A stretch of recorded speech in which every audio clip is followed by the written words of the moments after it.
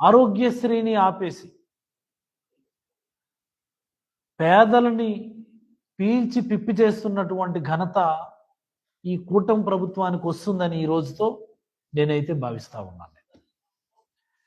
ఎంత అన్యాయం అండి ఇది! ఇంతకంటే అన్యాయం ఏమైనా ఉంటుందా? ఏం పాపం చేశారు నాకు అర్థం కాదు. కేవలం నీకు ఓటేయటం అన్నటువంటి పాపం తప్ప మరి ఏం చేశారు ఈ రాష్ట్రంలో ప్రజలు?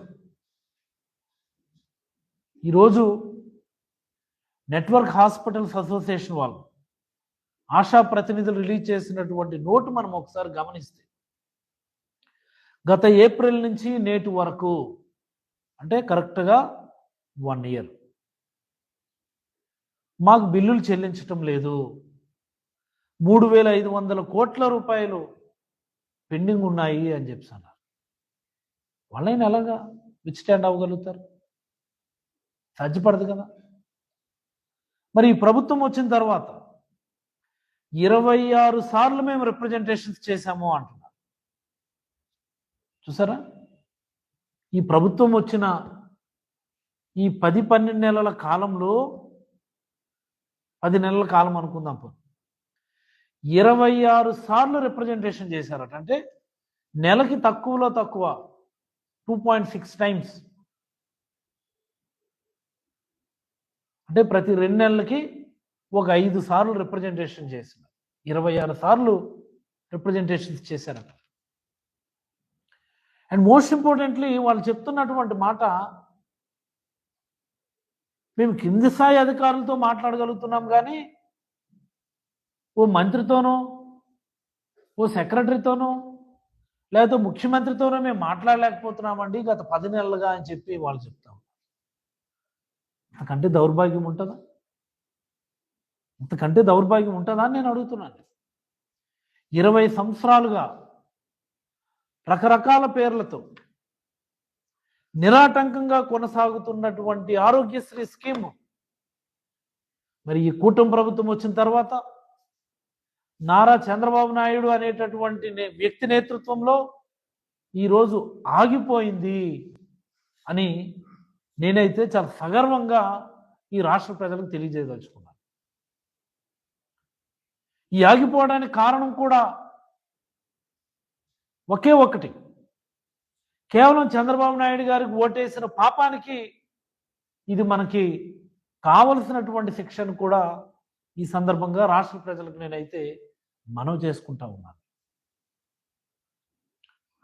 26 సార్లు రిప్రజెంటేషన్ ఇస్తే కనీసం మీరు రెస్పాండ్ అవ్వరా?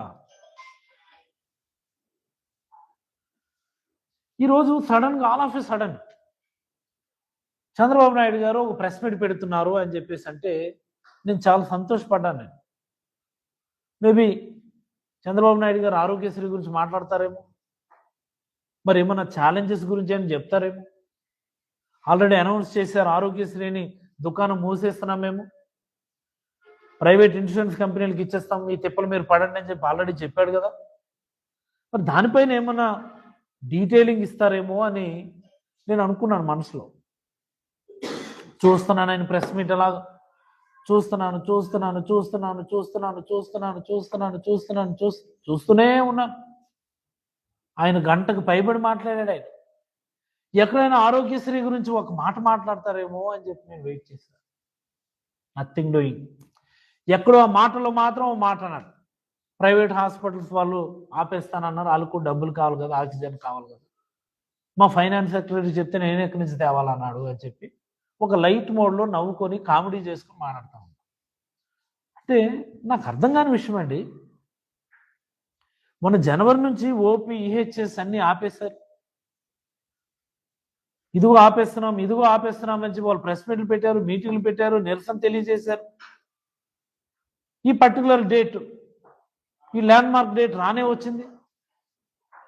ఈ రాష్ట్ర ముఖ్యమంత్రికి బాధ్యత లేదా అని నేను అడుగుతున్నాను. ప్రజల ఆరోగ్యానికి సంబంధించినటువంటి ఒక ఫ్లాగ్షిప్ ప్రోగ్రామ్ హ్యాండిక్యాప్ అయిపోతుంది, డీరైల్ అయిపోతుంది,